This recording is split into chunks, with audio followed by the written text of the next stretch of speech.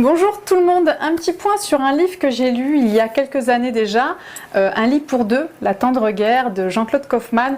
J'ai adoré ce livre. À la fin de ce livre, je me suis dit, ça y est, j'ai fait péter une fausse croyance, c'était que pour être un couple fiable, amoureux, avec une libido active, il fallait forcément dormir dans le même lit. Et oui, faire chambre à part, pour moi, je trouvais ça vraiment très vieillot. Et quand j'ai fermé ce livre, je me suis dit, eh oui, le lit, c'est fait pour dormir.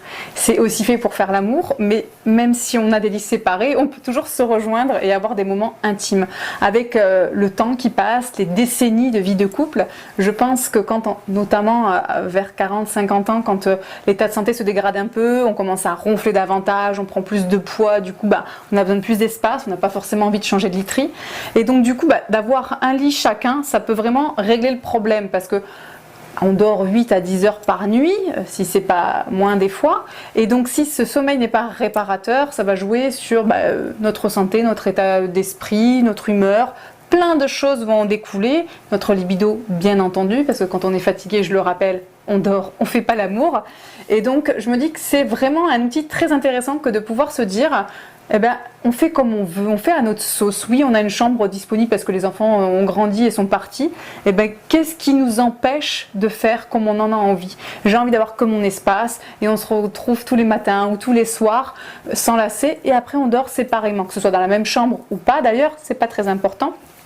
Ça sera à vous d'évaluer un petit peu vos besoins. Mais je pense qu'il est important de pouvoir se dire que il y a des gens, pendant 40 ans, ils ne dorment pas parce que monsieur ou madame ronfle chaque nuit et qu'on a dit qu'un couple, ça dort ensemble. Je pense qu'il faut un peu casser ces préjugés qui nous limitent et qui nous cantonnent, comme un voyage, ça se fait forcément en couple. On ne peut pas partir avec ses amis quand on est en couple déjà. Enfin, voilà. Il y a plein de choses comme ça qu'on peut casser et ce livre-là, il est très très bien fait, je vous le recommande. Je pense que c'est important de pouvoir s'ouvrir et se dire qu'être en couple, c'est pas avoir un poids à la cheville, c'est pas suffoquer, c'est pas rentrer à la maison et se dire ah merde j'ai encore passé une mauvaise nuit.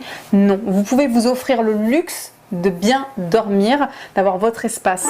Je vous remercie d'avoir écouté, je vous dis à bientôt, n'hésitez pas à vous abonner à ma chaîne YouTube. Au revoir.